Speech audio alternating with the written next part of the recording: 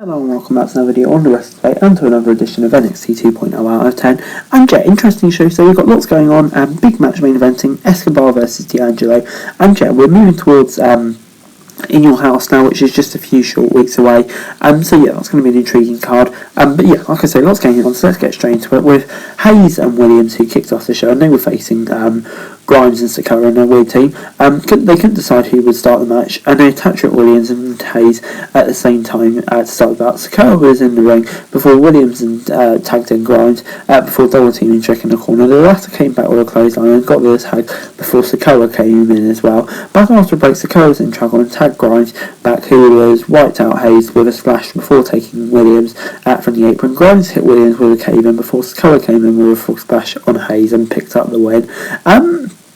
Yeah, it gets a 6 out of 10 for me. This is kind of a weird dynamic because obviously I'm sure how the babyface get on, but you know, for what it was fine. I'll give it 6 out of 10. But it's then Lash Legend versus Tatum Paxley in the first round of the breakout tournament. Paxley started off strong and hit a Rana off a counter before getting some drop kicks for a near fall. Paxley then tried to lift Lash Legend but failed before Legend sent her into the ring post. Legend then got a stretch muffler submission in, but Paxley reversed it into a pin attempt. Paxley failed to lift Legend once more before hitting a suplex in the senton. She failed to lift Legend a third time before the latter got the pump kick and picked up the victory.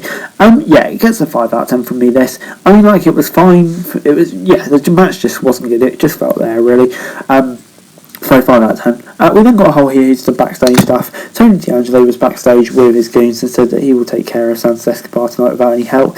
Duke Hudson was in an interview, but Braun Breaker interrupts him before making his entrance and said that Joe Gacy could kiss his ass in response to last week's offer to join him. Gacy then showed up on the balcony with the two-hooded figure and set up the match for In Your House with a stipulation if Breaker gets disqualified, he will lose his title. Breaker accepts the challenge before the show continued, where Indy Hartwell challenged Mandy Rose to a match in the backstage promo, and yeah, it looks like this whole stuff is going to continue. Hopefully it's over by after In Your House Gacy stuff. Before backstage, Wesley and Nathan Fraser set up a future match on NXT before we got the Creed brothers versus the Viking Raiders. The Creeds isolated Ivar early on and sent him outside, and Eric tagged in and hit a big forearm. Julius Creed was then caught in the ring as the Vikings hot tagged in and out, but Brutus Creed was finally tagged in. The Creeds dropkicked Ivar off the top rope from the outside before he hit for a break. Back on NXT, Ivar was in the ring and took out Julius with a huge lariat before knocking Brutus off the apron.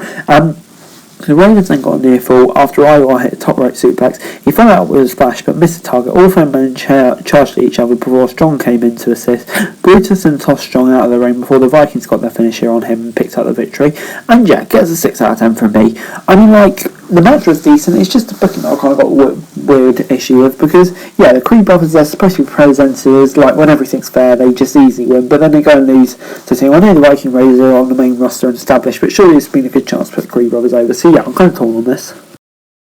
Santos Escobar was backstage and said that he too wanted to face D'Angelo alone tonight. He hinted at a secret plan involving Legado before the show continued. Braun Breaker and Duke Hudson then set up a match for next week following their run-in earlier, which will be fun, before Andre Chase was taking on Grayson Waller. Chase was taking a beating early on, but came back with a sunset flip for a near fall. Waller got a super kick before Chase tossed him into the turnbuckles.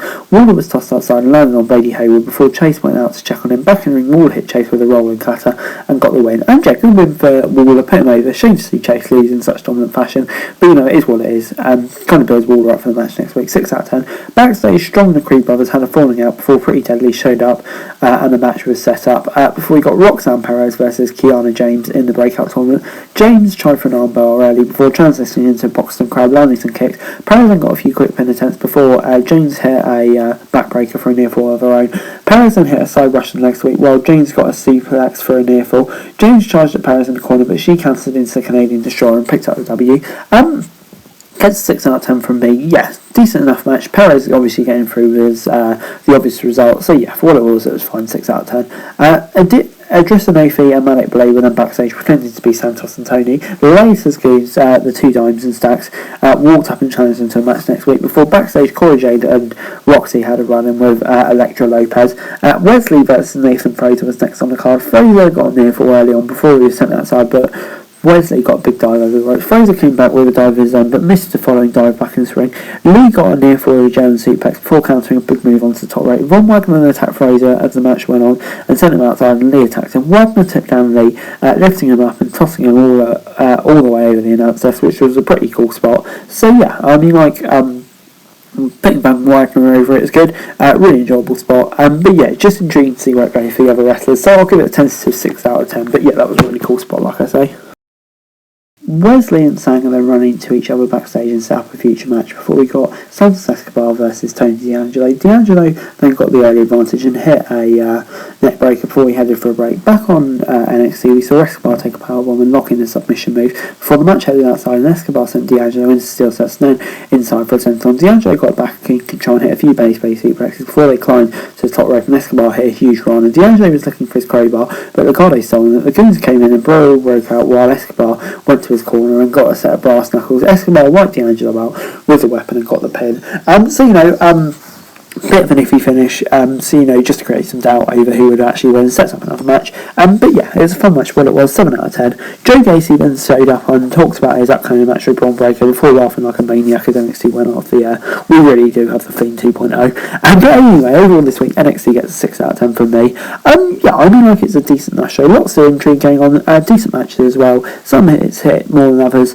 Some didn't. But on the whole, I'd say it's a consistently okay show, which is kind of what NXT has been recently. But anyway, guys, that's the video. Thanks very much for watching. To like, share, subscribe, and also comment down below the forums. Leave a description for daily wrestling news, and subscribe to my channel, that'd be greatly appreciated. Thanks very much for watching. Peace.